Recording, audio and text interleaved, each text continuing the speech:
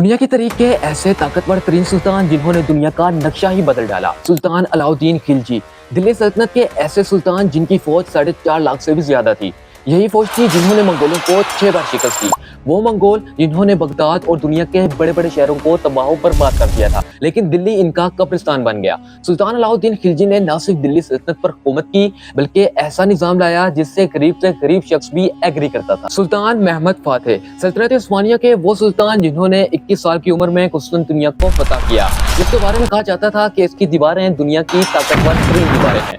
یہ وہی بادشاہ تھے جس کے بارے میں نبی کریم صلی اللہ علیہ وسلم نے فرمایا، وہ لشکر بہترین لشکر ہوگا اور اس کا امیر بہترین امیر ہوگا۔ محمد فاتح نے دنیا کی سب سے بڑی توپ بنائی جس کا گولہ 600 کلو وزنی تھا اور اس کی آواز 20 میل دور تک سنائی دیتی تھی۔ نیکسٹ ہیں سلطان صلاح الدین ایوبی، جنہوں نے بیت المقدس کو دوسری بار فتح کیا۔ آپ کا مقصد صرف اور صرف اللہ کی رضا حاصل کرنا تھا۔ جب آپ نے بیت المقدس فتح کیا تو تمام عیسائیوں کو آزاد کر دیا اور یہاں تک کہ ان کی عبادت گاہوں کی بھی حفاظت کی۔ آپ کی فوج میں عرب، ترک اور مصری سب ایک ہی صف میں کھڑے ہوتے تھے۔